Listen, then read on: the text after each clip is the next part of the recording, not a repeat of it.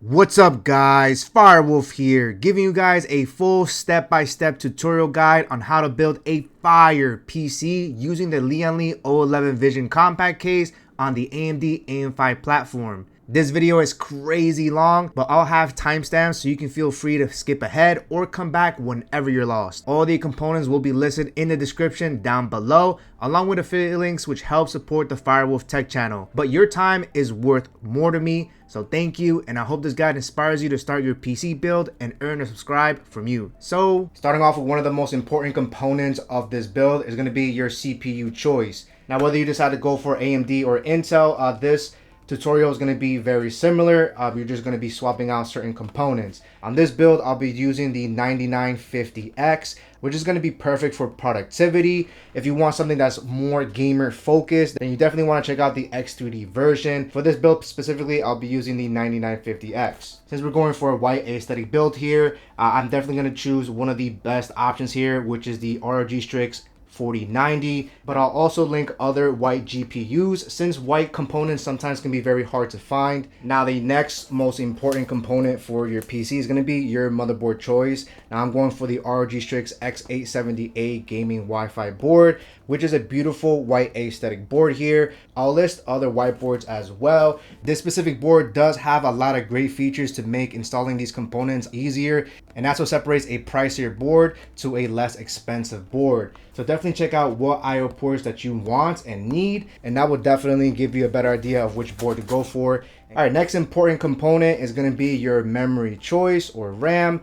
I'm going to go for the 96GB G.SKILL Trident Z5 RGB. Now, believe it or not, I actually currently use 64 gigs and I do a lot of content creation and a lot of rendering, a lot of web pages, a lot of programs. And I actually end up utilizing almost 95% of my memory whenever I'm doing so many intensive tasks at the same time. So that for me justifies me going for 96. But for most of you guys that want to just game, 32 gigabytes is more than enough. Now, another very important thing to understand too about memory is that while the motherboard has 4 separate slots to put 4 separate DIMMs, when it comes to DDR5 memory, and especially when it comes to the AM5 platform, you're better off using just 2 DIMMs for the best compatibility and the best performance.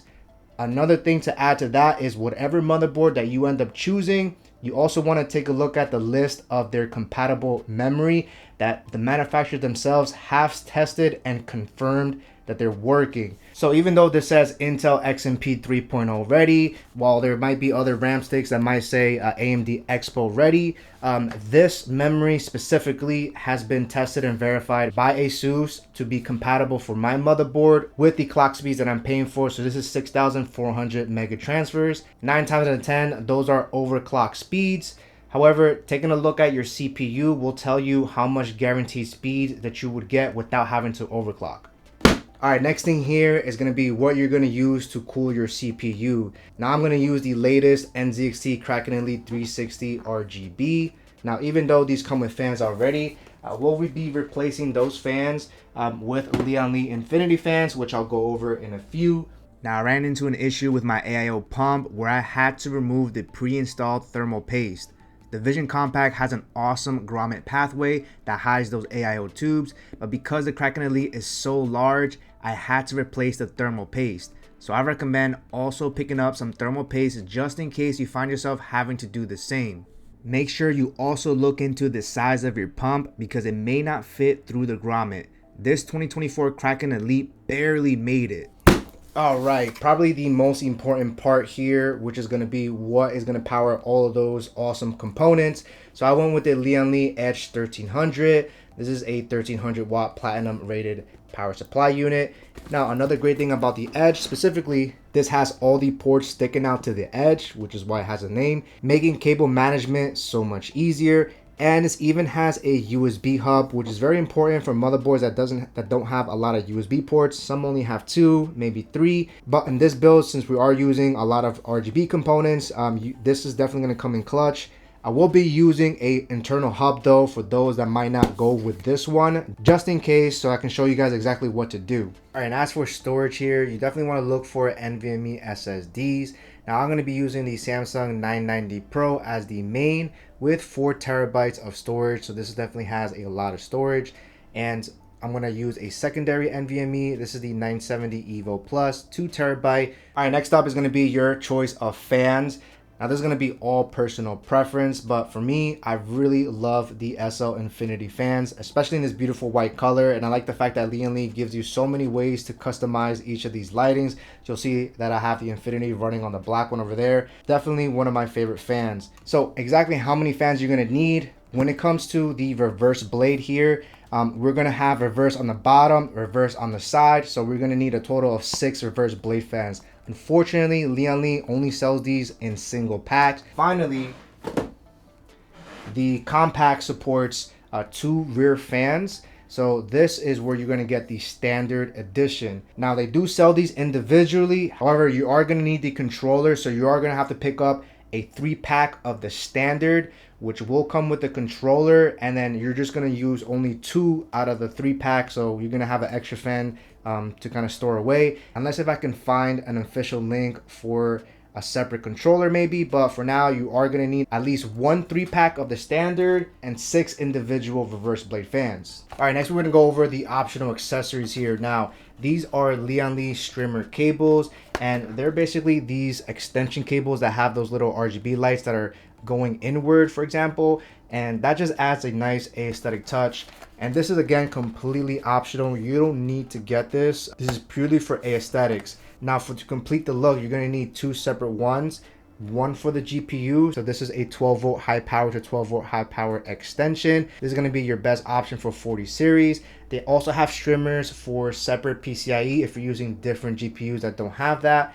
And then finally, you are definitely going to need the motherboard cable, which is going to be a 24-pin extension. And when you buy the motherboard one, it will come with this Strimmer L Connect 3 controller, which is going to be very important to connect both of these so that the computer can read the signal here. All right, and the next completely optional accessory is going to be an AM5 secure frame. Now this is going to be in a nice red color. It replaces the original CPU holder on your motherboard with a metal bracket here, especially when it comes to AM5, since the chip has a lot of grooves here. This kind of allows it to secure in place, so whenever you put thermal paste on top, it doesn't kind of seep in, and it should give you some benefits here. However, again, purely optional. You can just use the original holder from your motherboard. And finally, the last optional accessory is going to be an internal USB hub.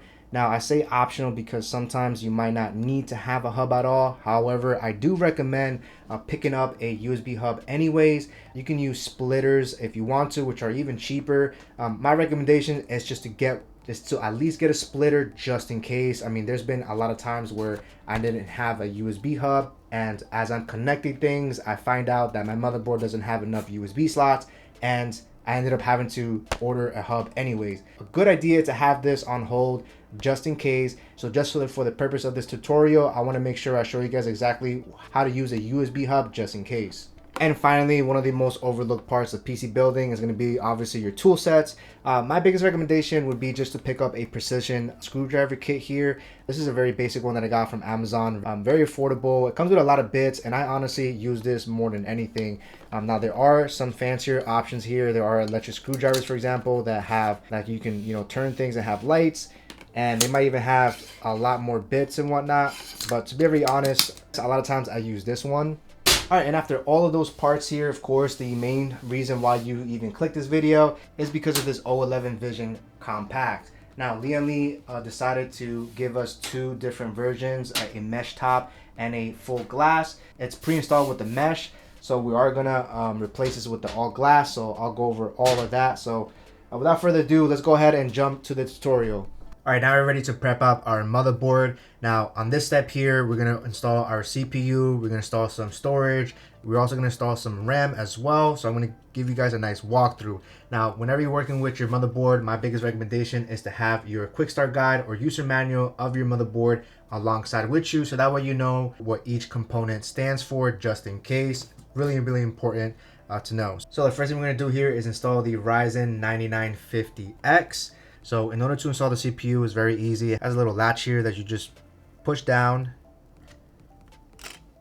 and then you lift this up, And then you can finally lift this portion up as well. And you're just gonna grab your CPU, you can tilt it down. Now, what's very important is that when you're holding your CPU, you definitely want to handle it with care, and you definitely want to make sure you don't put any type of contact on the bottom here. Try your very best not to touch that at all. And one thing you're gonna notice with your CPU is that you want to locate the triangle here. Now on the AM5 is going to be on the top left. You're going to see a little triangle right on the corner there, and you'll notice a little triangle on the top left letting you know to match up on your CPU. And all you're going to do is you're just going to drop it in place. Just line it up here. I know sometimes it can be intimidating, but once you kind of feel the groove, you can literally just drop it in. It should match up with everything, and that's pretty much it. And now all we have to do is bring this down. With this down, we can now bring this down and push this all the way down back to the original place. And now we can lift this up. We have our CPU installed, and there's nothing else that we have to do there. Now, since I am going to use this bracket here, I'm going to show you guys how to put this on. Now, it comes in this box here with all the necessary tools here. You're going to get, they do give you some thermal paste too, but we're not going to use that. All right, so these are the tools that we're going to use to replace the CPU frame. So what we're going to do is we're going to, again, push this down, lift this up. We're going to, if you ever need to lift up your CPU, I always like to grab it from the right side here. Put it back on the plastic frame. Okay, then we're going to close this down, and using this little Allen wrench here, we're going to unscrew the frame. There's 4 screws here. All right, now we have all those screws loosened up. We should be able to just pop it up. And this is the original CPU frame here, and we're going to completely replace this. And before we install the bracket here, we're going to install the CPU first. Same thing, we're going to locate that triangle on the top left. I like to position it all the way to the left here. All right, then we're going to grab the AM5 bracket, and we're going to position it over the CPU. As you can see here, this frame basically fills up all of these little grooves of the CPU. And then we're going to screw the frame in place. All right, with that, we have the frame nice and secured. And it does come in black as well, but I like the red color. It does make it pop, which is really nice. And again, you're not gonna really see it. Now, while we're here, just so you guys know, we are going to eventually remove these 2 little brackets here as well. These are more for like air coolers. Our AIO is going to basically replace these with different standoffs, but I'm going to do that on the AIO step. So for now, we can leave it the way it is. So we have our CPU in place. So let's go ahead and move on to our RAM. Looking at my motherboard quick start guide, we can see right here where it says install the memory. It does specifically state that if you're only installing 1 DIMM, to put it in DIMM A2. If you're going to install just 2, you have to put it in A2 and B2. And if you're doing all 4, of course, you would put all 4 of them together. So since we're doing 2, it's very important to know that we're doing A2 and B2, which is going to be this one and this one. So when you grab your RAM, you're going to notice this little notch right here. And on this motherboard, they do have a contrast silver chrome here to let you know of the notch here. So before we put it in place, we want to first unlock B2 and A2. So we just kind of bring these 2 down. And so right before installing it, you'll see that if I wanted to install it this way, the actual notch is all the way up. So it's definitely not going to fit. So of course, you want to make sure you match the actual notch, just to be on the safe side, of course. So once you do that, you just slide it in place on the top. And then we're just going to apply pressure. You should hear 2 clicks. And that's pretty much it. We have the first one in. And same thing here, we're going to place it right on top. Okay, 2 clicks here. So now we have both of them installed in A2 and B2. Give a closer look here of how it looks here. All right, next step here, we're going to install our NVMe SSDs. And for my main drive, I'm going to use a 4 terabyte Samsung 990 Pro. And for my secondary, I'm going to use a 970 EVO Plus 2 terabyte. All All right, what I love about this board here is the fact that the main NVMe SSD slot is very easy to install. If you have a different motherboard that does not have that feature, then you're probably gonna have to unscrew the heatsink plate. But all I have to do on this one is just push it and then lift this up, and just look at that, guys. This feature here is awesome, and I love the fact that they made it a lot easier to install these NVMe slots. One of the reasons why you're paying a premium for a really nice board. So as you can see here, this is where our first slot goes. And for all of our additional NVMe slots, we do have to remove this as well, which I will be doing with a screwdriver real quick. Okay, so a total of 4 screws. You just got to loosen it up and it should come right up. All right, and that plate is absolutely beautiful, really beautiful heatsink here. So right on the bottom of each of these heat sinks, you're gonna notice this little blue sticker here. You are gonna need to remove it for each of the NVMe slots that you're gonna use. Now, another thing that's very important is to grab your motherboard booklet here to let us know exactly where each of our M.2 sockets are. Now, unfortunately for the X870A, they only give us a quick start guide and not the actual booklet.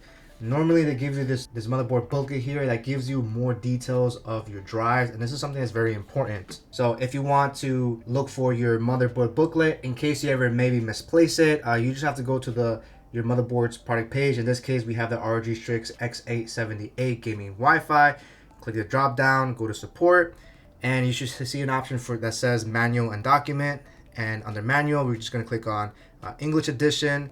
And here is our actual manual of the board here. Now this gives us more important information that is missing from the quick start guide. Now the most important part understanding your M.2 sockets here is that every motherboard is going to be different. Now it's not as simple as just putting the NVMe slot anywhere or just maxing out all the NVMe slots, because one crucial thing that the quick start guide does not supply is the fact that a lot of your expansion slot shares bandwidth with these PCIe lanes. Now, if you populate certain one of these sockets, this PCIe slot can reduce its speeds down by half, and some of them might even disable this bottom slot in case you ever want to use this one.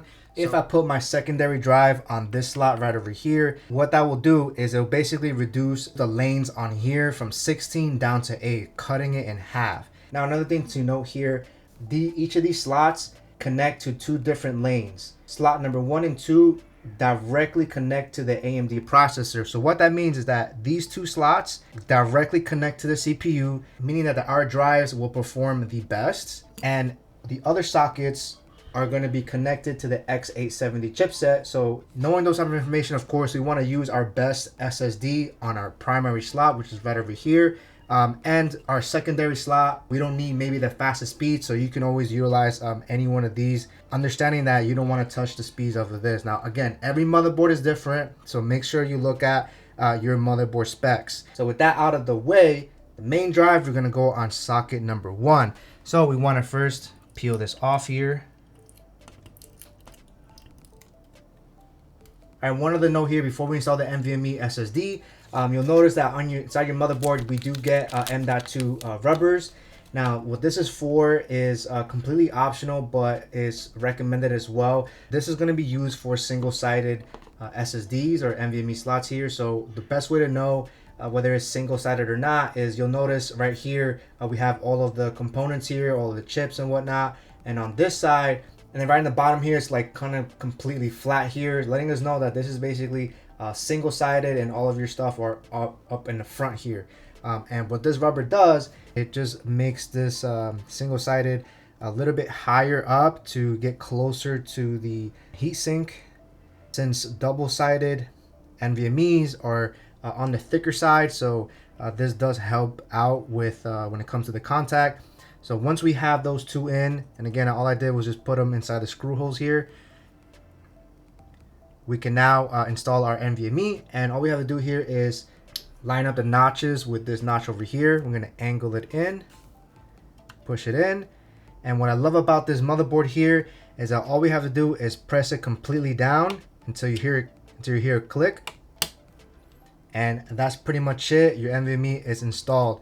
Now on other motherboards, you might have to hold it down and screw it in place, or you might have something that has like an easy twist cap or something like that. But this one specifically has one of the easiest NVMe installations that I've ever experienced, which is just a simple push, which is awesome. And then we remove the plastic piece, just make sure you remove that. Then all we have to do here now is just align this portion right over here, angle it in, and then we just push it completely down. All right. So I'm going to put an additional M.2 rubber. You'll notice right over there, these little rubber pieces have circles in them. And this is meant for single-sided NVMe slots. So we just put it in. And now we're able to attach our secondary drive. Again, I'm using slot number 3. I do know it's going to disable this, but again, I'm not going to use it at all. So I really don't mind.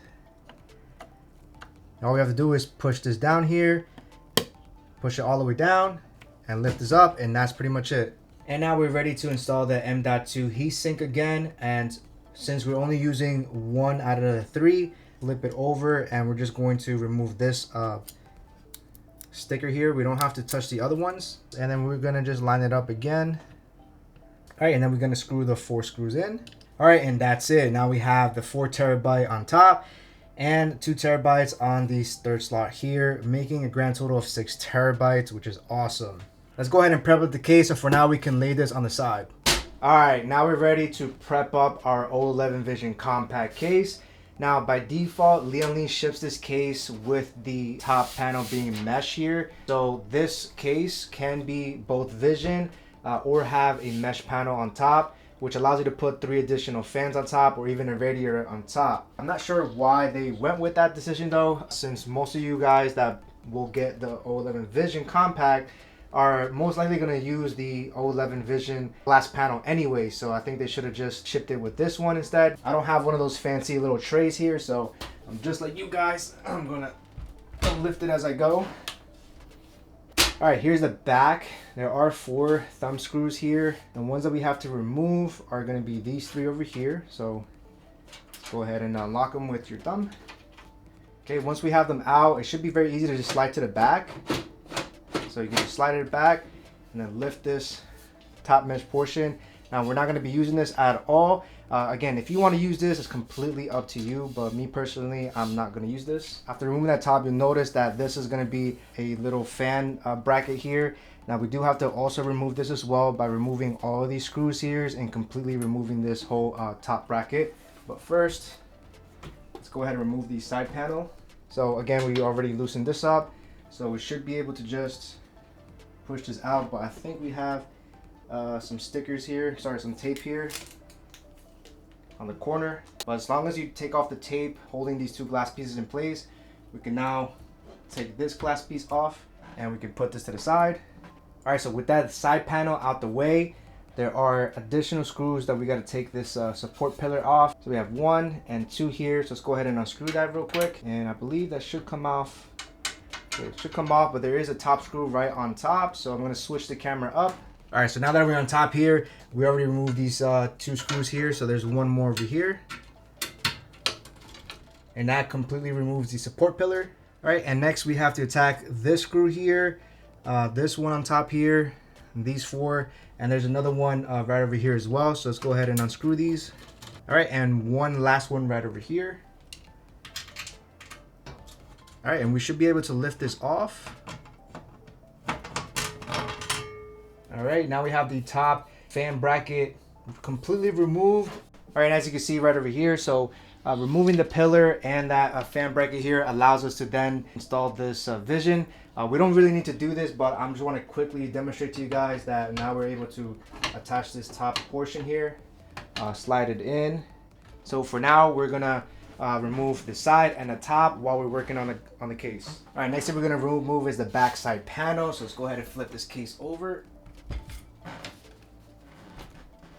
All right, so to remove this portion off, we got to first take this off, I believe. I don't think it, oh no, never mind. Looks like I can just remove this. Oh, okay, that's cool. Back side panel comes off very easily, just like that. And now that it leaves our backside exposed.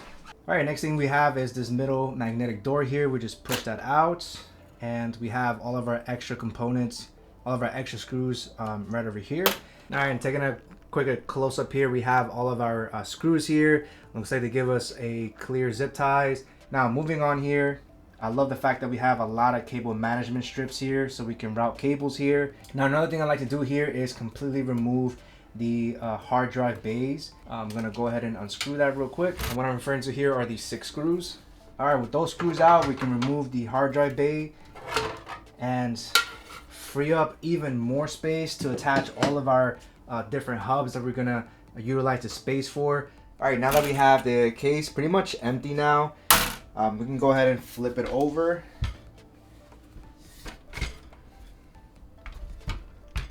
And to make things easy, we can tip it and lay it flat down, and I'll meet you up there. All right, now we're ready to install our motherboard directly on the case.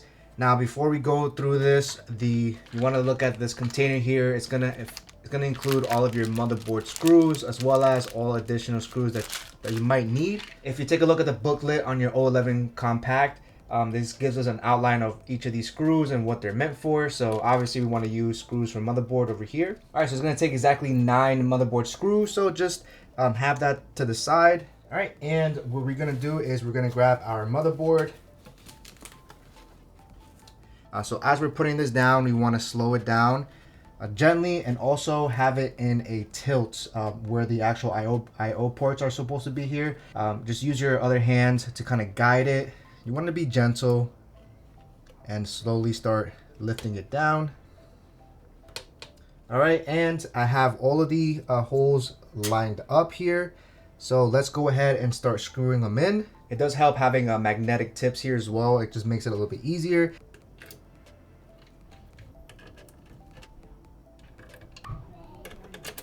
All right, don't forget about this one here. It's kind of hidden here, and this is why having a longer screwdriver helps out a lot.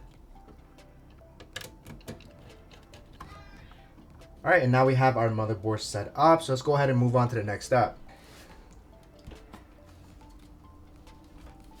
Definitely love the aesthetics of the board here. I want to first tackle the cables in the back of the case and kind of connect them already. Since there's nothing here, I think it's easier to just connect the cables now versus later on where there could be a bigger mess. So first thing we want to do here is we're going to rotate the case all around. Open up this door. Let it magnetically close on the other side. That's an awesome touch. And these are all of your cables for your PC, or sorry, for the Vision. And we're just going to unleash them.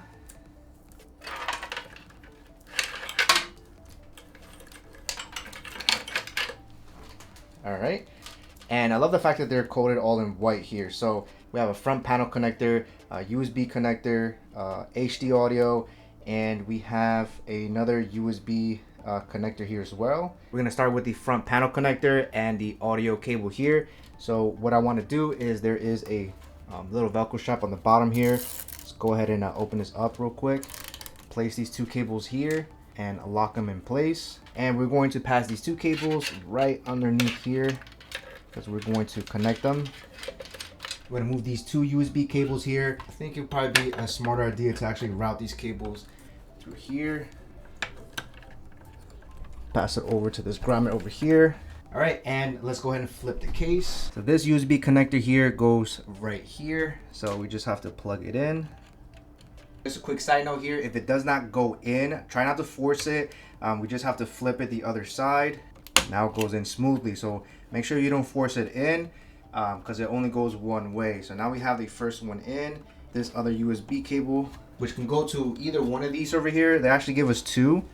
And when you're pulling it forward, you'll notice this little line over here. It should match the line over here. So same thing with the other one. I do have to switch it to the other side, and then we'll flip it on the other side.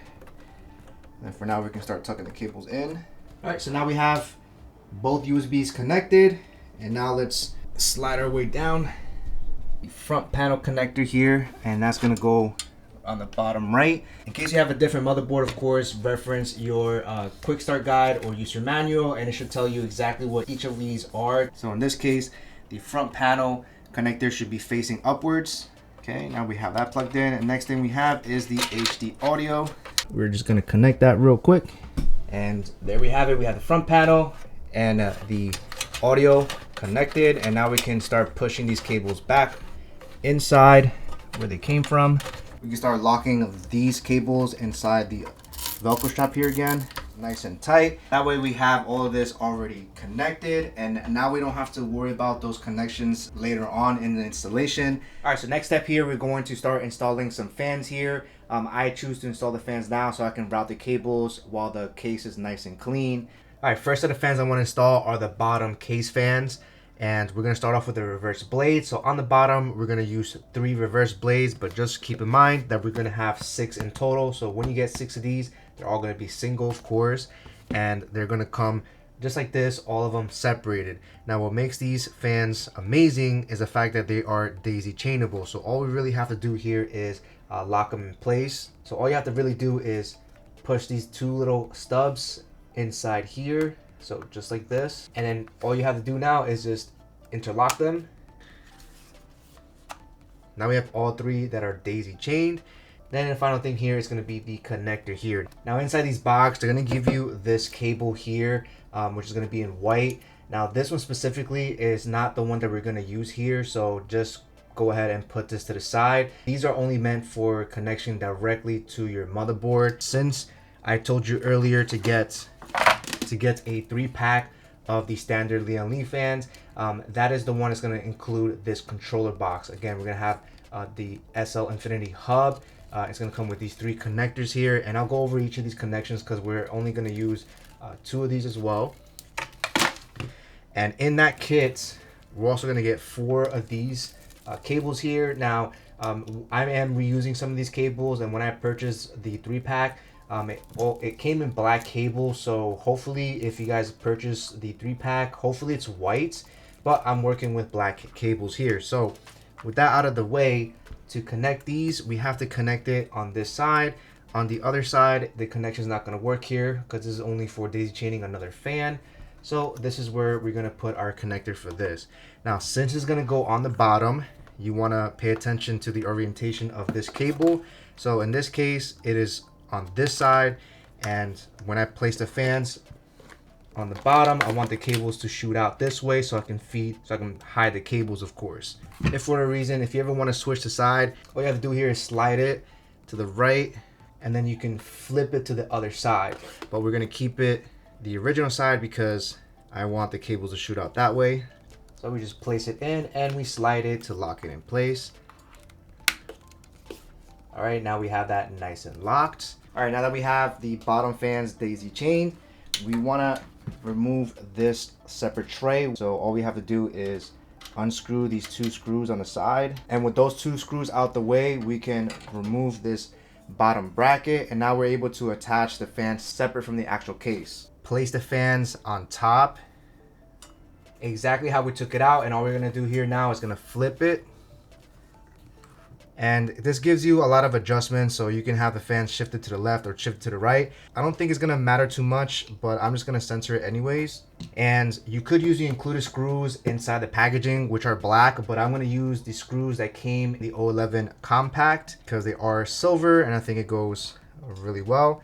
So all we're gonna do now is we're gonna screw each one of these. So each fan takes 4, so 12 screws in total. All right, so now that we have them all screwed in, we can go ahead and flip them over. And of course, since we have the reverse blades, we now can see the actual mirrors on the front, which is beautiful. And what this does is it's intaking cold air since it's pushing air from the bottom upwards. All right, now we are able to put it back in the case. So remember, we have the cable shooting on this side. So as I'm gonna put this in, I'm gonna feed this cable right underneath the front panel connector here, and we can just position this back and go in and drop it down.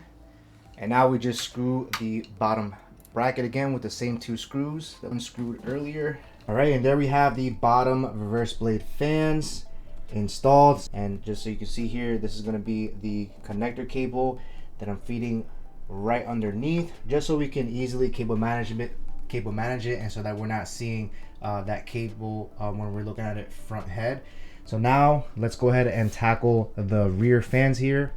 All right, so for the rear fans, we're going to use standard SL Infinity fans because this is going to be exhausting air out. So reverse blades are going to intake cold air.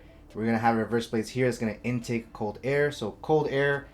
Now you are going to need a 3-pack of these, but we're only going to use 2. So all we're gonna do here is we're going to daisy chain them again, and we want to look for the connector here. So this is not the right connector.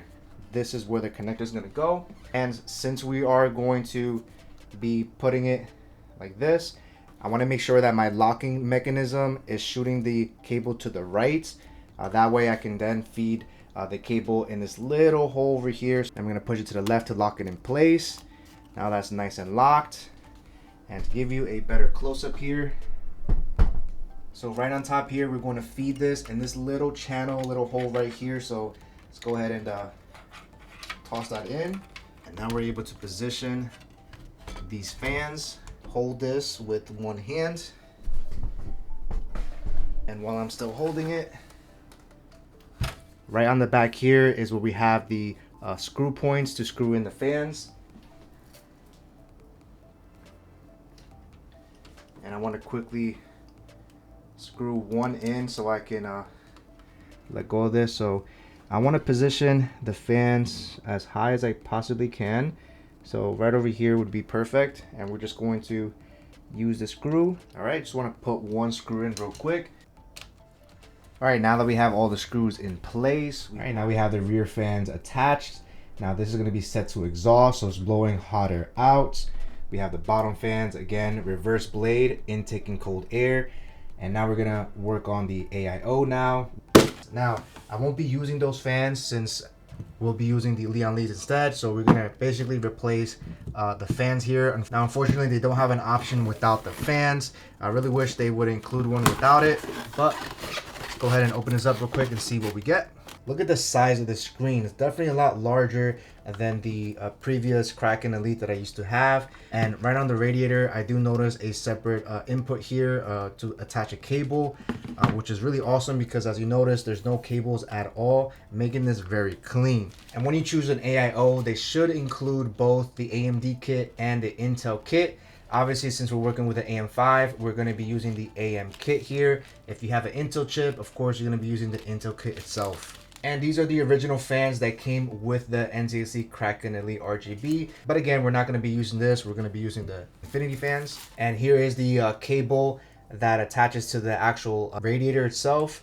So we're going to be needing this, 3 Lian fans, a radiator, and the AM5 bracket. All right, so inside the AMD kit, we're going to have standoffs that we're going to use in place of this. We're going to remove these two things.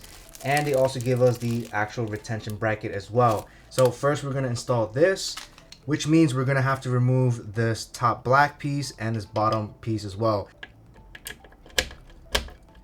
All right, with those screws out of the way, we can completely remove these two pieces. And now we're going to install these standoffs. Now, as you see here, this is both for AM4 and AM5. So when installing this, you want to use the thicker end and leave the skinnier side upwards. So this is going to be screwed in. We do it by hand. Now that we have all of our standoff, let's go ahead and route the pump. All right, now that we have our AIO out, before we actually install the fans on the radiator, we're gonna first remove this side bracket, which is this thing right here. So in order to do that, we just have to move this door on the left side. Let me bring the camera a little bit closer here. There's going to be 2 screws here, but the one we're going to take off is this top one. So we just have to loosen this one up, take it off completely. We can put this door back in. Now, actually, since we're going to need to push the tubes forward, we can actually remove this door. So we just lift this up, and it comes off.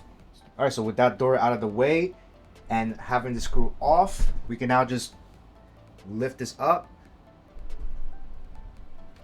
and push it out. All right, and with the side bracket out, we're going to attach the radiator on here so that we can then push the AIO tubes over here. Now, spoiler alert, there's going to be a lot of changes since I have spent a couple of hours figuring out what the best way to do this. So I'm going to go over all of that with you guys. Now that we have our side bracket out and our SL Infinity already daisy chained, remember we want to use the adapter with the cable facing this side for easier cable management. Now normally you would just attach the fans right on top, screw them in, but since we have the side bracket, we're actually going to install the side bracket in first. So another thing to note, we're actually going to have to remove this plastic piece, the retention bracket, and we're actually gonna have to clean off the thermal paste here, because I will show you guys exactly what's gonna go on here. It's such a tight fit because this is such a big pump. I was still able to fit it, thankfully. Had this been a little bit wider, there was just not going to be no way to fit it inside. So we are going to remove the thermal paste, but before we do that, let's first attach the side bracket. Taking a look at the side bracket here, you want to locate this bottom screw here. That's how we know that it faces like this. And we're going to keep the same orientation that we removed it from, and we're going to place the radiator right inside, just like that. And then we're gonna flip this over. Now all we have to do is screw the fans in. So it's a little bit tricky, and just remember we want the power adapter to be opposite of the tube. So I'm gonna flip this on the other side. Basically, you want to hold the radiator and the metal side bracket at the same time, exposing all of the screw threads. So we're gonna grab one long. Let's place it on the top left corner since we're gonna be placing the fan inward. And what we're gonna do here is we're just gonna line this up here where the first screw is at. Now that I know that the screw is kind of in, we can go ahead and grab our screwdriver. All right, so it could be a little bit tricky trying to get that in because there's not a lot of threads, but we got the first top left corner, and now we can move on to the bottom right corner. All right, so we have the top left and the bottom right. So doing it that way is gonna be easier to put the rest of the screws. I want to say this is going to be one of the trickiest part, trying to hold on the radiator at the same time of putting the fans. However, this is the way that I figured it out, and this Charizard fell down by mistake. All right, so now I'm gonna screw in the rest. All right, now that I have all the screws in, real quick, I want to make sure I point out that we want to make sure that this power connector is on the opposite side of the tubes with the cable facing this way.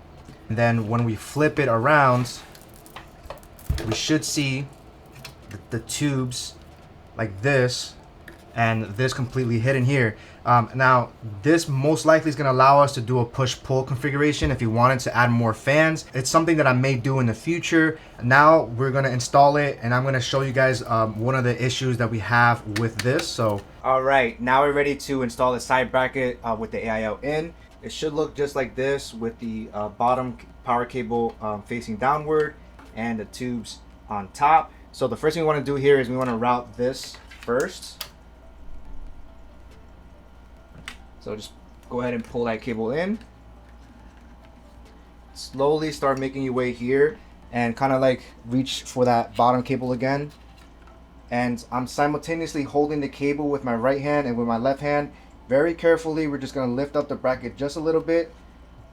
Just enough so I can make sure that this bottom cable is playing really nicely with us. And I'm going to put you guys over here. Alright, so what we're going to do here is, let me pull this out again, is this bottom screw here is going to first go in the bottom here. So we want to first tilt it. So you see it kind of go in and it goes down. We're looking at this right here. I know it's hard to see, but just push this back a little bit. Just again, I want to show it again. This screw here is going to go nice in, and also on the left side as well. So it should go in nice and smooth. Now that we have that in, we can now slowly push it out. Now look at the clearance right here. It's just enough. All right, now once we get here, this side screw needs to be up a little bit so it can be pushed in. I don't know if you can see that. This screw needs to be lifted up a little bit. So once we're here, go ahead and lift it up just a little bit. And now that goes in nice and smooth. All right, and there we have it. We have the radiator and the fans on the other side, of course. Obviously, we have this gigantic thing here. So, all right, depending on which AIO you get, some pumps might be smaller. I think most of them are on the smaller side, which allows you to pass through the grommet. However, if you have this one, especially the Kraken Elite 2024, which has an even larger pump than the one from last year, it's going to be really hard to put it in because with this bracket attached so that we can save the thermal paste, it's not gonna fit, right? So since we have that problem, what we're gonna have to do is we're gonna have to remove this.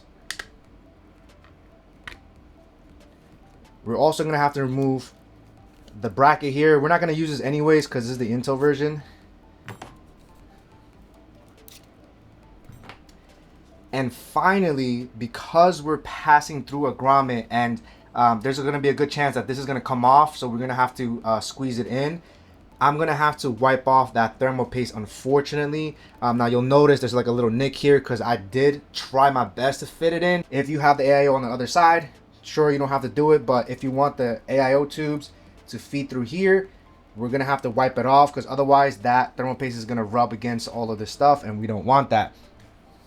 So to rub it off, 99% alcohol here, some paper towels. And don't worry guys, I'm going to link another thermal paste just in case, and I'm going to show you guys exactly how to put it in. All right, now that we got the paper towel with some alcohol here, we're going to just wipe it off. I'm kind of sad, not going to lie. No, all the thermal paste is gone, no. All right, and now as you can see, a lot of thermal paste is going to be on the paper towel. So I like to grab a second paper towel and really dry it off. So now we have the actual contact plate free of thermal paste, and now we're going to push this over. So we're going to grab the pump head and we're going to attempt to push it through, and you'll notice the grommet is automatically kind of like not letting me pass through. So because of that, I'm gonna just take this off, so just pull it out. When I tell you that this is literally like, you got to be very careful. It will go through, but you got to be super careful. So going very gentle. I have my other hand over here. We're going to move it gently. I unfortunately already scratched my pump head trying to figure this out. But you want to move in as slow as possible. And now we have the pump on the other side. Now that we have the pump in, we can actually feed these AIO tubes right over here. So we're just going to slip this one in and that one in. That way it's nice and clean. Now keep in mind that for this Kraken Elite 2024, they have an additional cable here. Now they specifically did this so that way you don't have to have a cable on the actual pump. So pros and cons, I guess. This probably will look a lot cleaner. Probably would be a good idea to take these out. All right, got that nice pushed in. Now this one is tricky, so maybe I can feed this breakout cable, whatever they call it, in like this. All right, and then for the AIO tube, we're gonna have to play with this later, but for now I'm gonna leave the tubes just like this. All right, and we're gonna grab that screw that we just took off, and we just want to quickly secure it in place. So the screw is on this top over here. All right, so this is how the back is looking so far, and let's go ahead and rotate it. All right, so this is how the front should look, and this is for the bottom infinity. So we can actually feed the cable in the bottom grommet. Again, this, we're gonna feed it right underneath the front panel connector. On the opposite side, just reach over with your other hand, reach for the cable, and you can start pulling it out. All right, so remember I told you guys that we had to remove the thermal paste, and that's because in order to put this back in, we're gonna have to squeeze this rubber past the pump. Obviously the thermal paste is gonna get on this, and that's something that I wanted to avoid. Thankfully this is rubber and we can kind of expand it. Actually, we want to make sure we have the right side. Oh god, I almost messed up there. Just make sure you match it up, pass it on like this. Now you'll notice some scratch marks on this pump because I unfortunately scratched it as I was testing this out. All right, we got that through, and now we're able to put this rubber piece back. All right, now we have this rubber grommet in place. Just clean it up a little bit. It might be a little bit dirty here. All right, so now we're gonna have to apply some thermal paste on the actual CPU. And if you have a smaller pump where you don't need to do what I just did, then chances are you can save the thermal paste. Then all we have to do here is just add the the retention bracket for AM5. But in this case, we're gonna apply thermal paste on the CPU and put the bracket on. All right, and to better assist us, we're going to lay the case flat. So as you're putting it down, hold onto your pump. So sit inside your AMD kits. If you have an Intel chip, you would use the Intel kit. This comes with the actual brackets needed for our CPU. And just remember, we did put the standoffs already, so that's already in there. So how this goes is you want to flip this over. All right, let's go ahead and put our AIO to the side. And now it's time to apply some thermal paste. I'm gonna use the XTM50. There's a lot of ways to apply this. I find that using the applicator pad and spreading it all across, to me, I think works the best. All right, so what we're gonna do here is we're gonna open up a tube, and then I am going to apply a line, or actually I'm gonna apply it this way so I can spread it to from left to right.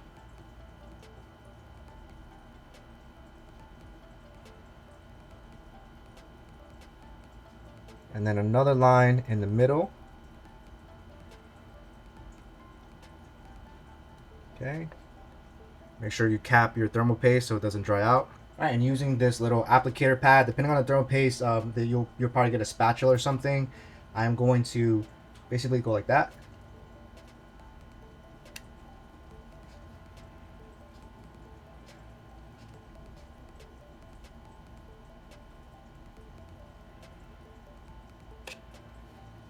All right, almost had it perfectly. So I'm gonna go back and go from left to right this time.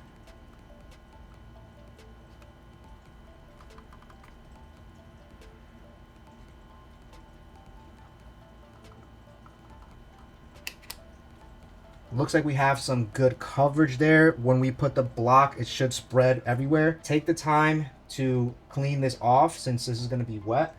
All right, now that we have the thermal paste on, it's time to put our pump.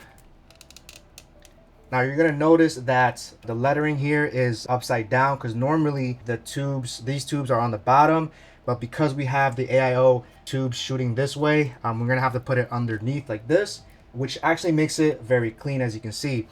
So now all we're gonna do here is we're gonna match these holes to the standoffs that we installed earlier.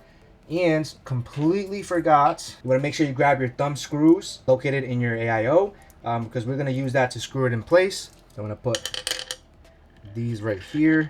All right, so we're going to now position it.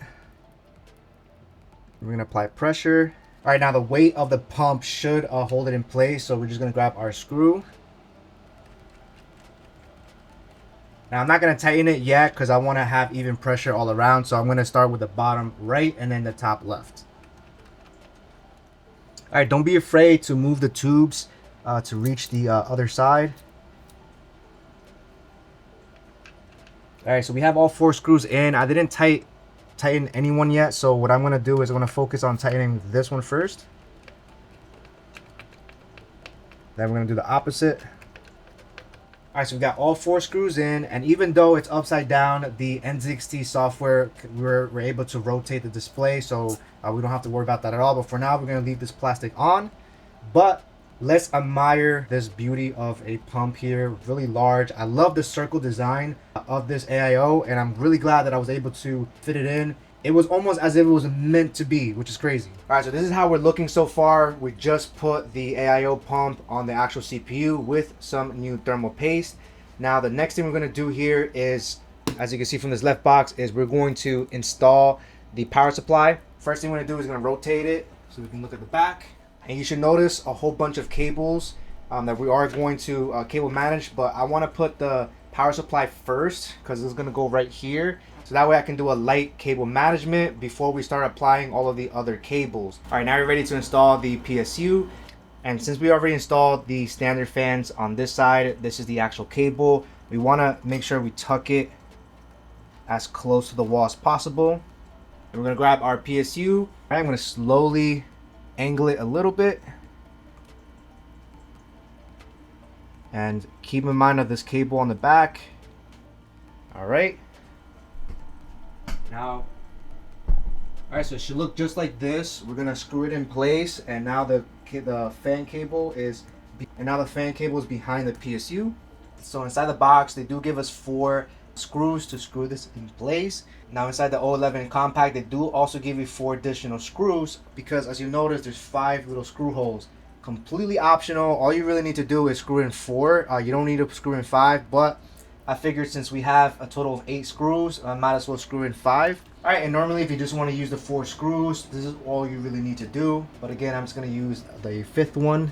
Alright, now we have the PSU installed. Alright, now that we have our PSU installed, the next thing I want to do here is start identifying the cables that we already have and start installing the hubs that we're going to need. There's going to be 3 hubs that we're going to need to use. Starting with the most important one is going to be the SL Infinity hub. Now once again, this is found when you buy the 3-pack of the standard edition Lian SL Infinity fans, which comes with this control box. Now when you open this up, these cables are automatically separated, so you get 3 cables, which on the far left is going to be using SATA connectors to power this up. The middle one is going to be to connect strictly to your motherboard here using a USB cable. And finally, these are connectors to connect to the motherboard if you want the motherboard to be able to control the fan speeds. So since I like to use the L-Connect software, I'm actually not going to need to use this. So I can completely remove this and only have these 2 cables, because the middle one already connects to the motherboard via USB, so you're gonna have to use the L-Connect software to control the fans, which I'm perfectly okay with. So that's the first hub, which is gonna connect our SL Infinity fans. Next hub I wanna talk about is this internal hub. Now this is by NZXT. It allows you to connect this directly to the motherboard, and now it gives me 4 additional USBs. Certain motherboards may only have 2 or maybe 3. I technically don't need to use this because the Lian Edge already has a USB hub here. However, I'm going to use this anyways because some of you guys might not use the Edge PSU, and I want to make sure I cater to any type of PSU that you may install. And finally, we have the Strimmer L-Connect 3 controller. Now, this is going to be purely optional. If you're going to use the Strimmer cables, you are going to need to use this controller. Now, if you have the Edge, all you really need is this USB to USB to connect this to your motherboard. And right here on the bottom, you'll see motherboard, and you just have to connect it and route the cable underneath. You can utilize these 4 hubs. On the NZXT side, they're gonna give us the same cable, but this is gonna be in black. So since we're already on the topic of the NZXT hub, let's go ahead and get that done. On the back of here, there's actually magnets, so you can literally place this anywhere. Now, me personally, I like to just make sure that the SATA connector is pointed that way, and I like to tuck it in on the bottom right. Just like that. Now I can have all these additional hubs. So all we're going to do here is we're going to line up the pins with the pins over here. Alright, so this is going to connect to the motherboard like I said earlier. We're going to use the included Velcro tie, and this cable is kind of on the longer side, but we're just going to cut it. Sorry, not cut it. We're just going to tie the excess here. Let's connect the SATA connector here just so that we have it connected already. This is going to be the SATA connector, and this is going to connect directly to the hub. Just like that. And now let's go ahead and push this to the right again.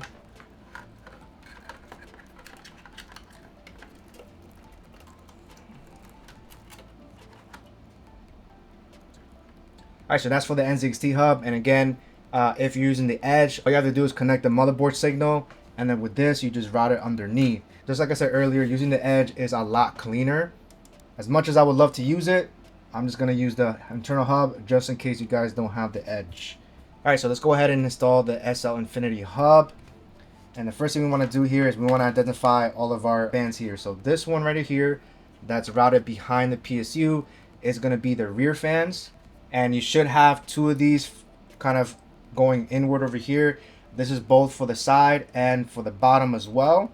So we have a total of 3 sets of fans. And this controller can put up to 4 separate sets of fans. So even though we only have 3, we can still add 3 additional SL Infinity fans on the back and use the 4th one there as well. So I may do that at the end of this video, but for now we're just going to follow the standard way. By the way, this controller has like a magnetic backplate as well. However, I lost mine, so I'm going to use command strips just so I can hold it in place.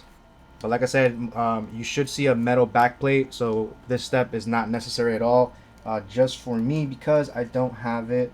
I honestly could actually just use these Velcro strips. Now that I think about it, I can loosen this one up too and use this to hold it, so I might not even need that. All right, I'm gonna use a Velcro strap, but make sure you don't block any of these connectors, of course. All right, just wanna give you guys a little bit of a close-up here. We wanna make sure that this portion is facing outward and not this side. So wanna make sure this is facing upwards, and we're gonna put it on slot number 2. You can really put this anywhere, and since we have the internal hub here, I'm just gonna push this out the way real quick. All right, now that's snapped in. Perfect. Now I can move this back to the place. And honestly, guys, I really recommend picking up the edge, because the cable management is probably gonna be way easier. All right, and now we're gonna work on the other 2. I'm gonna put this one on the top slot here. All right. And the other one, I'm gonna put it on top here as well. All right, so far looking good. We have the SL Infinity Hub installed with 3 sets of fans connected. We have our internal hub here, and next thing we're going to work on is our Strimmer hub. Velcro strap here, and we're just going to strap that in. All right, and the Strimmer Plus cable is going to come with these 2 additional cables. What we're going to be using is the USB one. This one is to connect again to the motherboard, but we don't really need to use this since we're going to be using the L-Connect software to control all of that good stuff. So we're going to first connect the micro USB, which is located right over here. We want to do that first, so that way when we're installing it, we don't have to go back again. Now I'm gonna use this Velcro strap here to put this hub here, and I want to face it like this, having these 2 connectors upwards and the left connector on the left side. All right, now we have all of the hubs that we really need. Now let's go ahead and connect the USB on the hub. Now for my edge users, you would have this connected to the motherboard with 4 additional hubs. So for the purpose of this video, I'm going to quickly demonstrate any of these USB connectors that I'm going to connect on the external hub. You would just connect it straight to the PSU. Since I'm using the NZXT internal hub, for those that might not have the edge, we're going to connect it on the hub portion. Now let's go ahead and start identifying these cables here. This USB hub is going to be for the Strimmer, and we're going to use any of these slots on the internal hub here. All right, so now that is connected. All right, next connector is going to be the USB hub that's going to be connected to the Infinity Hub fan. And again, always remember that this USB one pin is missing, so you want to obviously match it with the missing pin here as well. So generally where it says USB, you want to place it with the USB facing that way. All right, that is connected. We can start tucking some of these cables in. These 2 hubs are connected. Now the Kraken Elite has this special breakout cable, as you can see here. You have the SATA power, and then this is going to be used to connect the fans that were originally inside the box. We're not going to use this, so I'm just going to tuck this here, and I'm going to use a white Velcro strap, or you could use zip ties. Tying this up allows me to just forget about it and focus on the 3 that we're actually going to connect. This one here, this is going to be for the actual pump header on the motherboard here. So this is going to eventually go up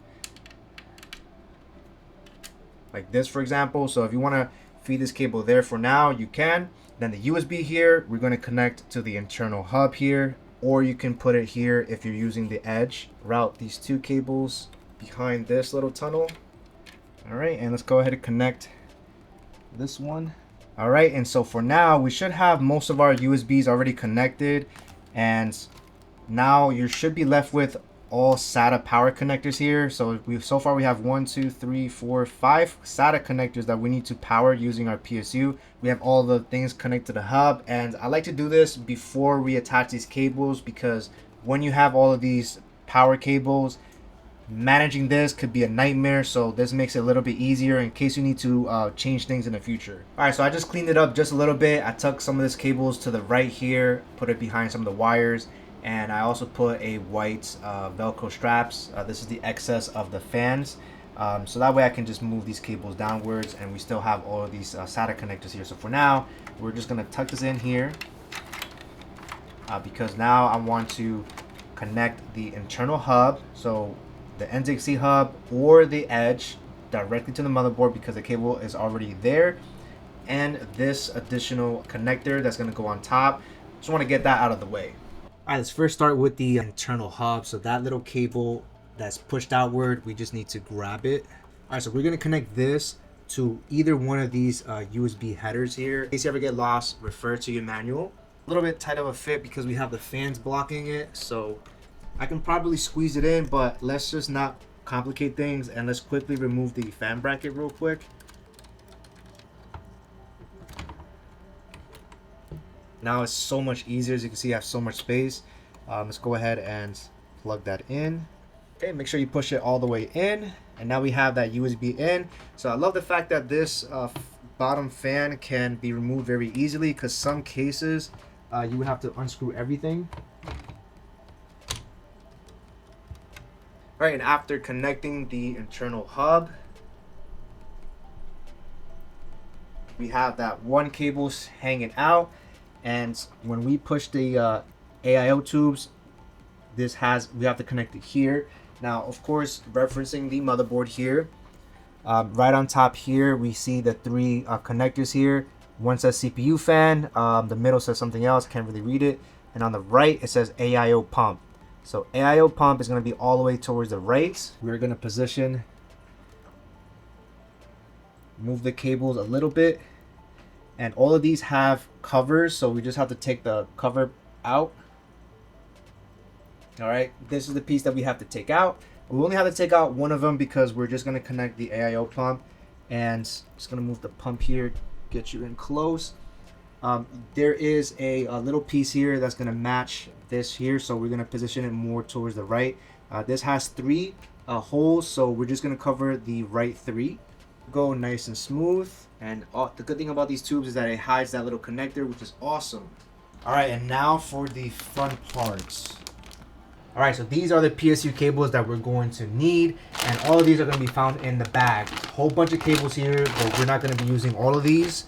These are going to be optional, which I'll touch very closely, but for the main one, we have the CPU connector here. Now, the great thing about these is that they are labeled PSU. This connects to the actual PSU, and CPU connects to the CPU, of course. We're going to use two of these because our motherboard has two 8-pin connectors. Some motherboards, you may only need to use one of these, but for the motherboard that we have, we're going to be using two of these cables. All right, so next up is the motherboard connector here. Very easy to spot because this one has like the largest connectors, 24 pins. Next, to power the GPU, we're going to be using the 12-volt high power cable. Now, these actually say 600 watts. And this is going to be a very easy cable to use if you have the newer 40 series cards.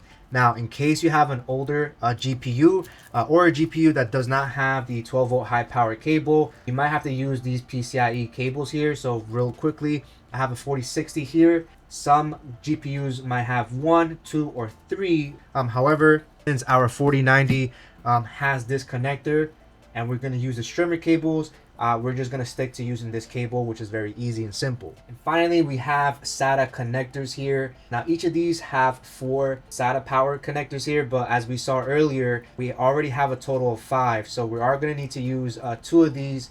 And to be honest, you can kind of pick and choose which one you want to use. I kind of like how this one's bundled up together, so I'm going to use one of this. And I'm just going to use this one. And the rest, you're just going to put in this bag. My biggest recommendation is you definitely want to save this bag just in case. You never know if you need them in the future because these work specifically for your power supply unit. All right, now that we're back on the back, these are going to be all of our connectors here. Now, each PSU will have each of these labeled. So for example, on the edge, this lets us know that all of these top ports are for CPU and PCIe. On the bottom here, we have 12-volt high power. And there's more wording on the side here, so these are for SATA power connection, and these two are going to be for powering the motherboard 24-pin connector. So we're going to first start off with the CPU. Remember, we're going to be using 2 of these. We want to make sure we use the one labeled PSU to connect to obviously the PSU. Should go in nice and smooth.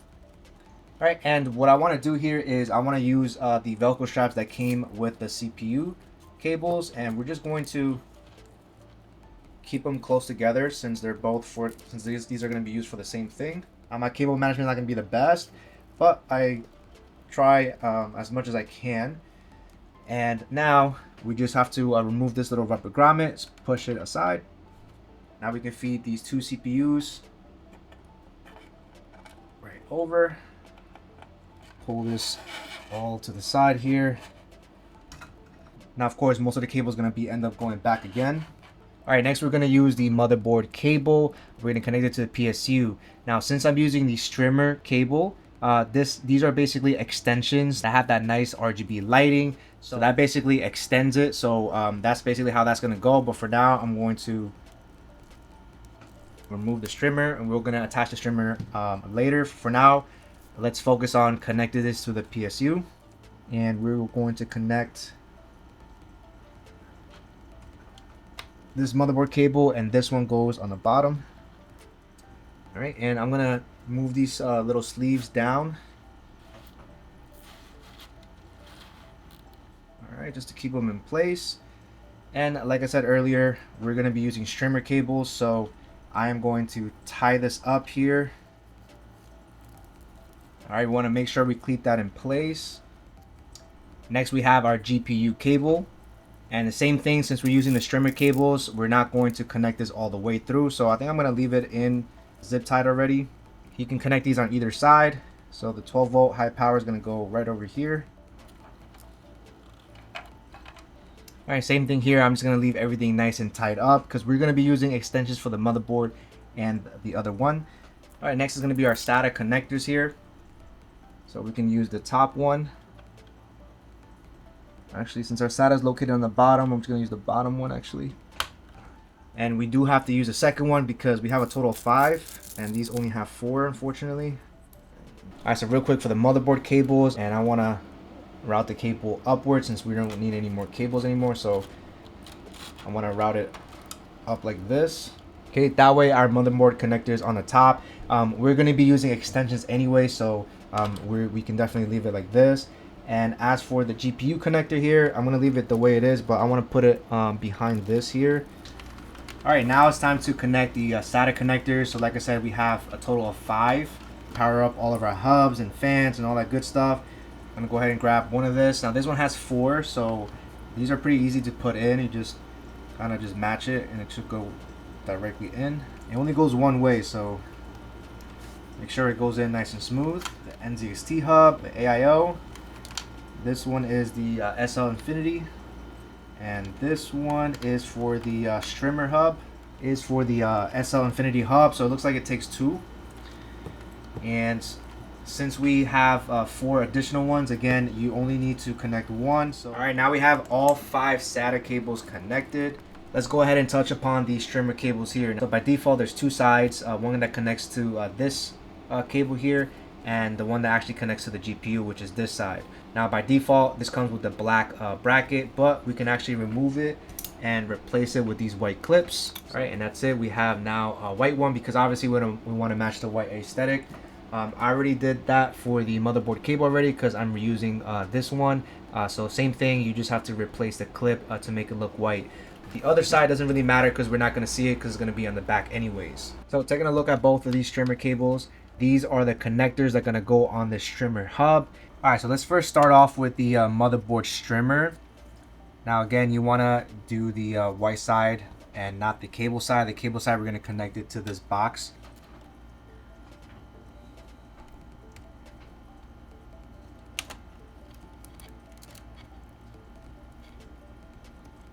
Alright, now that we have this through, the other side, I'm going to tuck these cables underneath here, and then I can push the motherboard cable a little bit more down to make space for the GPU.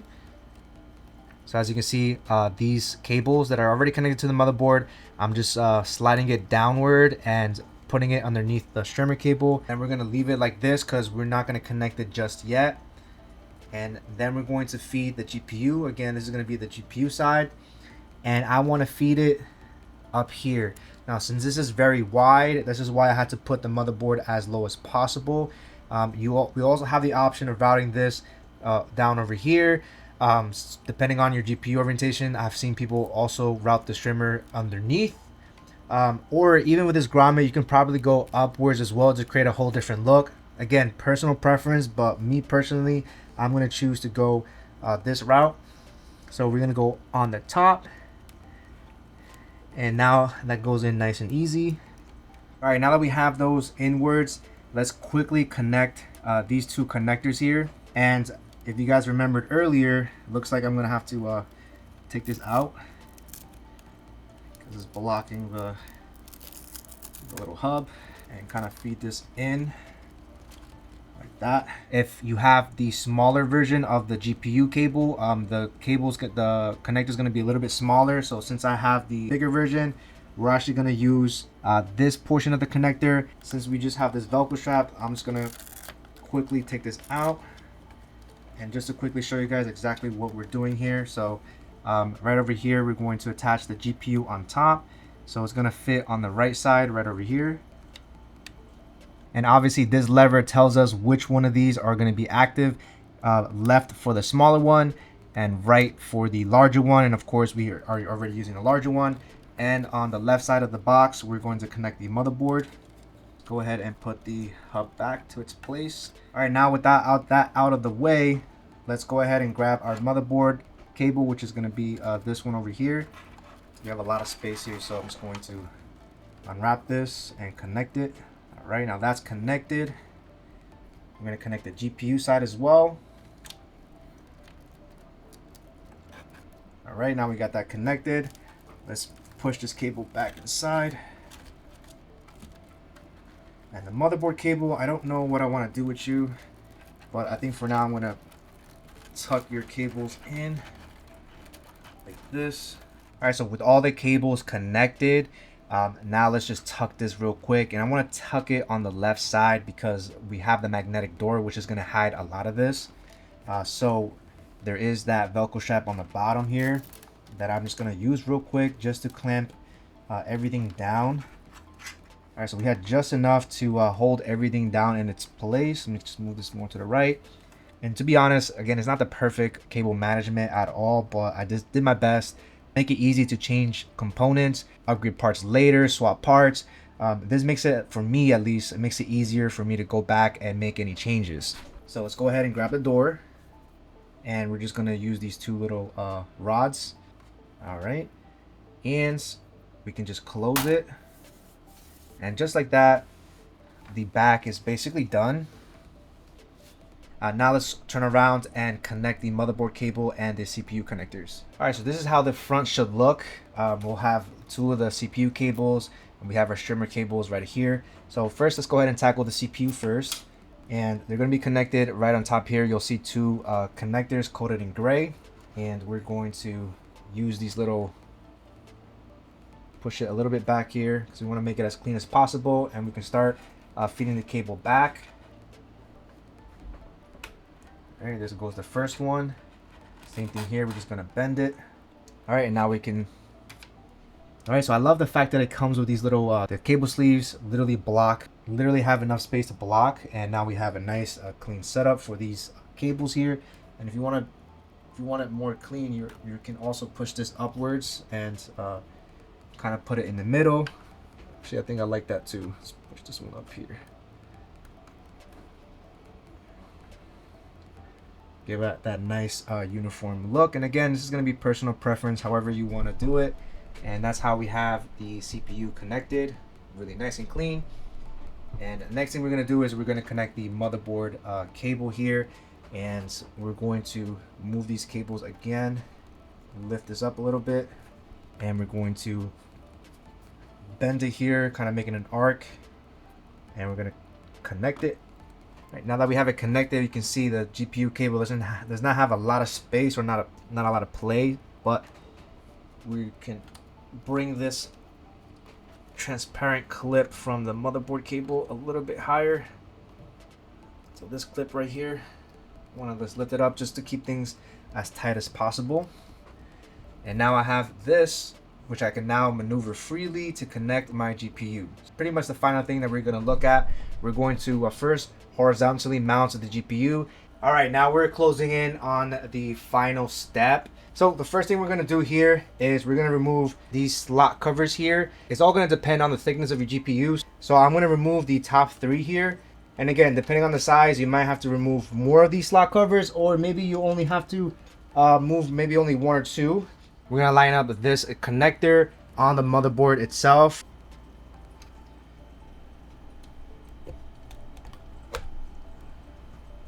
All right, and once you slot it in, just go ahead and push it in. All right, and after we push it in, You'll notice right here we just have to screw that in. So we're gonna use the same screws that we just used.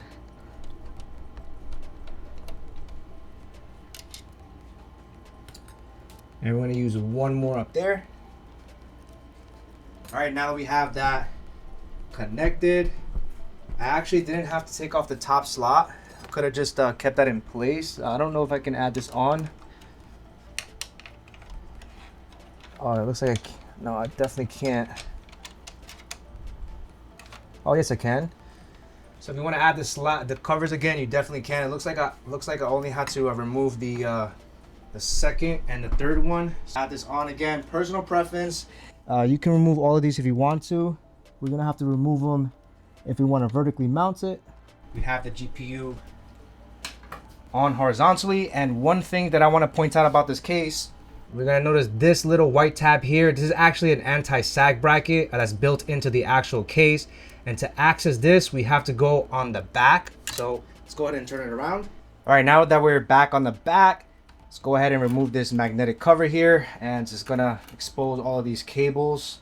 This screw here is going to be used for the little anti-sag bracket here. So we just have to loosen this one up.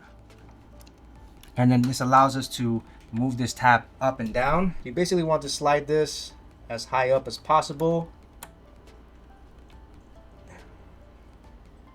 So I like to use a screwdriver in and kind of like lift it up. Now you may have to go back here to readjust the anti-sag bracket to make it leveled. You can always use a bubble leveler as well. I can just place it right here. And we can see here that the bubble is definitely in the middle.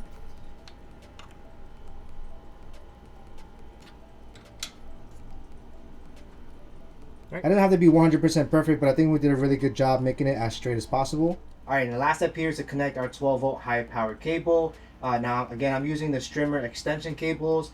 You could use the cable that's linked directly to your PSU instead if you don't want to use this. But let's go ahead and put it in. All right, and obviously you want to locate where the top connector is. We have that top pin connector right over here, and we're just going to match it. Bend it just a little bit. Then we want to make sure we push that in. And now we can tuck this Strimmer cable inward again.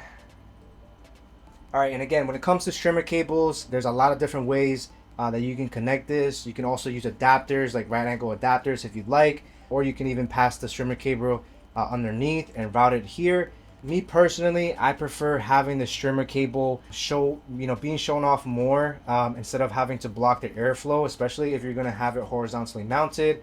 But again, it's all of personal choice. When we put the glass, the hard plastic on this is probably going to touch against the glass, but you don't have to really worry about it because we have strong contact over here. Even though these cables are bent, you don't really have to worry about it too much. These cables are pretty high quality, and I've never had any issues with any type of bends, and I've been using these cables for a very long time. All right, so now we're ready to close off the back of the PC.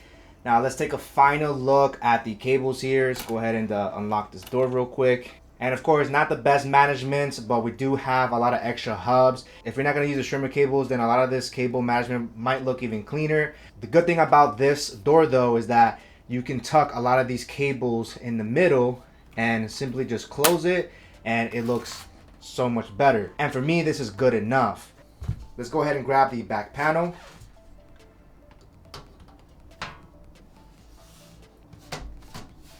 It should snap in place.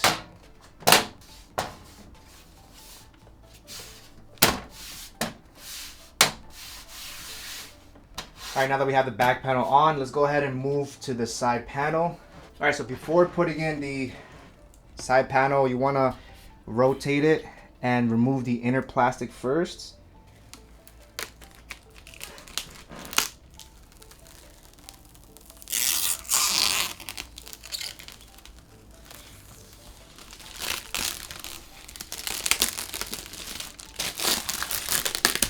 All right, now that we have the inner plastic in, want to be careful not to touch the insides, so we don't want any fingerprints.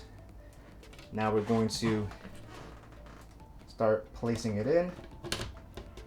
Line it up first, and then all we have to do is push it in. It should go in nice. If it's a little bit hard to push it in, two things. Want to make sure you're aligning it perfectly. But another thing too is if you're using the strimmer cable here, you could just readjust the strimmer cable and push it more backwards here if you wanted to. Not an issue at all because we do have already a nice strong connection.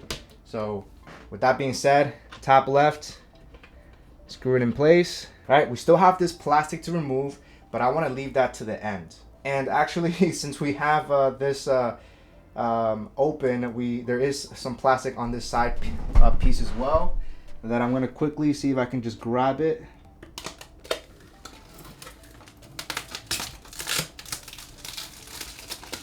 Might have been easier to do this first. Okay, let me just remove this here. Man, they put plastics everywhere. I'm really glad that this case is very easy to come apart. Inside is done. Now let's go ahead and work on the top glass. All right, giving you a bird's eye view. This is going to be the top vision panel, of course. You can use the mesh if you want to use the mesh instead, but I think this is going to be better if you use this for the best aesthetics. So same thing with the other glass pieces. There is some plastic that we have to take off first.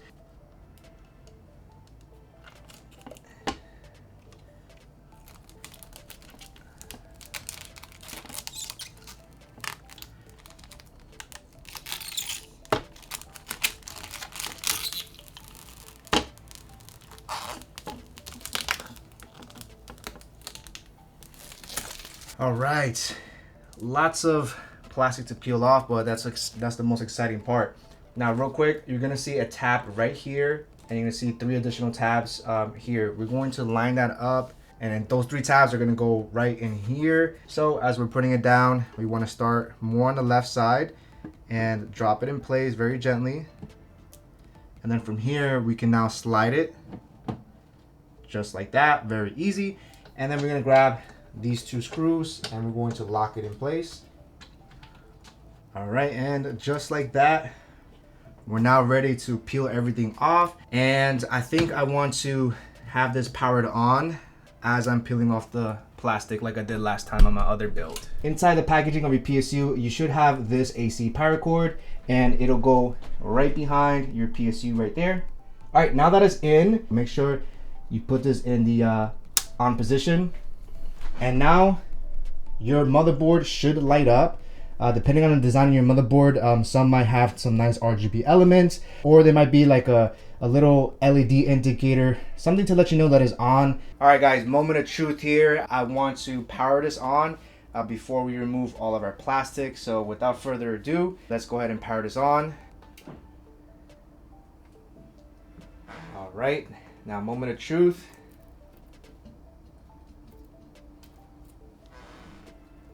Go ahead and peel this off.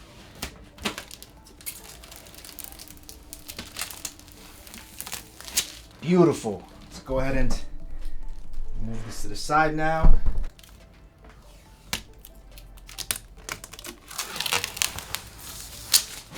All right, and for the finale, top piece. Now that we have the top piece off, this case looks fire. Let's go ahead and take a look around the case. All right, now real quick, I am noticing some smudges on the glass. So what I'm gonna do is I'm gonna quickly use a glass cleaner, and I'm gonna clean all this up so it can be nice and shiny. All right, guys, everything is nice and clean, and looking at it head on, you probably can't even tell. It almost looks like the glass is not even there, but it definitely is. We can just go in the corner here. You can definitely see the glass. I think this case is definitely an awesome case. I'll show you here on the side here. Please don't mind the mess. Still have a lot of stuff to clean up, but I am loving this build, and I'm loving the size as well. Again, this being a compact, it's definitely smaller than the original O11, and definitely smaller than my H9 Elite Black build. And other than that, I hope you guys enjoyed this build. Now, as for the parts and components, none of these components are sponsored in any type of way. I purchased all of these components myself. Some of these components I did reuse from my white H9 Elite builds that I used to have. So some of them were carryover and some are going to be new parts, of course. But overall, this build was awesome. My only complaint about this case is going to be the compatibility with vertically mounting your GPU. It's not the most optimal, to be honest. That's just a slight con that I don't like. Another thing that you guys have to keep in mind too is that grommets might not fit some pumps that are huge. I mean, this one is humongous. I did also flip the orientation of the screen. Now, because it's upside down, of course, because we have the tubes leading that way, every time you turn it on, the logo and the liquid is going to be upside down until the software loads up when you log into Windows. But taking a look at the resting idle temperatures right now, we can see the CPU is at 45, GPU sitting at 31, and the cool thing about this is that you get to customize it as well. You can add your own custom GIFs, whatever background that you want to use, customize that. And I love that ring around. I think it really ties it in. Another thing I love about this case too is that routes, again with that grommet, I think it looks really clean. Really quickly, if we look at the H9 Elite, most cases don't have that, so obviously you're going to end up seeing the AIO tubes. You could do a good job in trying to hide it, of course, like I did with the Strimmer cables, but I like the fact that a lot of that is hidden. This build took a very long time trying to film everything. It's something that's going to take a lot of time, especially when it comes to editing. I mean, I'm pretty sure I have like 2-3 hours worth of footage that I have to obviously cut and narrow down. And I'm just hoping that you guys become inspired to do your build. If this is your first time, hopefully I made this as easy as possible. My tutorial might not be the best, but the beauty of YouTube is that there are many other content creators that probably have tutorials as well that you can also view. But other than that, I sincerely hope you guys enjoyed this tutorial. And any feedback, any questions, drop them down below. Now, all these components I will be listing down below. They're going to be affiliate links, so they do help and support my channel at no cost to you. If you do, I really appreciate it. Even if you don't, I value the time that you spend watching my video, and that to me is also very important. And hopefully I inspired at least one to start your own build, and hopefully my tutorial was helpful for you guys. Thank you so much for watching this tutorial. And for now, I'm going to roll some B-roll so you guys can see a whole bunch of different custom effects. So enjoy, guys.